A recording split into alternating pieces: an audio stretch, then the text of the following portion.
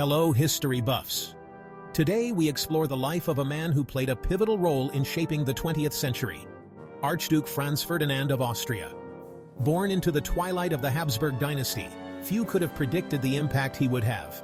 His life, cut tragically short, became the catalyst for a global conflict. Franz Ferdinand's story is one of ambition, reform, and ultimately, tragedy. He was a man of contradictions, a product of his time, yet also a visionary. While most know his tragic end, few are aware of the intriguing details of his life, filled with adventure, romance, and a fair share of controversy. Born on December 18, 1863, in Graz, Austria, Franz Ferdinand was part of the illustrious Habsburg dynasty. His childhood was steeped in the traditions of the Austro-Hungarian Empire. However, tragedy struck early. At the age of 25, he became the heir presumptive to the throne after the suicide of his cousin, Crown Prince Rudolf. My cousin's suicide thrust me into the position of heir apparent. This event deeply affected me, instilling a sense of duty and a desire to strengthen the monarchy. His early years were also shadowed by the loss of his mother, who died of tuberculosis when he was just 7 years old. Franz Ferdinand's education reflected his future role. He received rigorous military training and studied history and politics extensively. Franz Ferdinand was a complex figure.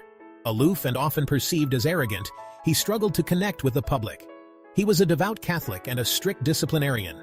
This made him appear out of touch with the changing times. However, those who knew him spoke of a different side.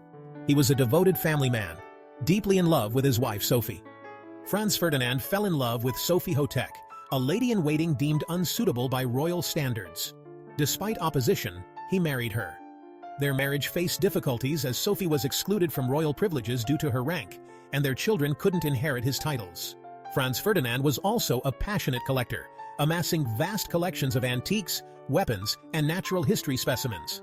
As a young man, Franz Ferdinand traveled extensively, visiting distant lands like India, Japan, and Australia. These travels were partly driven by a need to recover from tuberculosis, a condition he contracted and battled throughout his life. But they also expanded his worldview and provided a temporary escape from royal duties.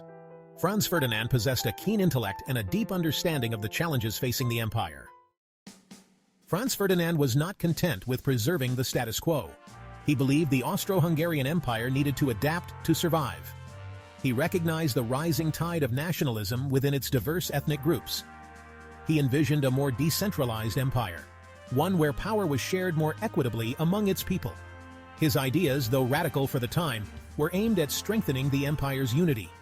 This put him at odds with many in the ruling elite who clung to the old ways, including his uncle, the Emperor Franz Joseph. His vision for reform, however, would tragically remain unrealized. On the fateful day, June 28, 1914, Franz Ferdinand and his beloved Sophie traveled to Sarajevo. The purpose of the visit was to inspect troops in Bosnia and Herzegovina. Bosnia and Herzegovina was annexed by the Austro-Hungarian Monarchy in 1908. It was a hotbed of ethnic tension. As their motorcade made its way through the city, a young Serbian nationalist, Gavrilo Princip, seized his opportunity. He fired 2 shots, mortally wounding the Archduke and his wife. The assassination sent shockwaves across Europe. Austria-Hungary, with German support, issued an ultimatum to Serbia. The world watched as a web of alliances drew the great powers into a conflict that would become known as the First World War. Franz Ferdinand's life and death are forever intertwined with the outbreak of World War I. While his assassination was the catalyst for war, it was not the sole cause. Years of simmering tensions and complex alliances played a significant role. Despite his tragic end, Franz Ferdinand's legacy is more nuanced than simply being the man whose death sparked a war. He was a complex figure who embodied both the traditional values of the Habsburg dynasty and a forward-thinking vision for the empire's future. His ideas for reform, though ultimately unrealized, offer a glimpse into a path not taken, a path that might have led to a different, perhaps less turbulent 20th century.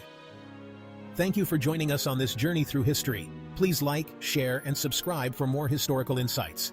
And remember that history is always on the go.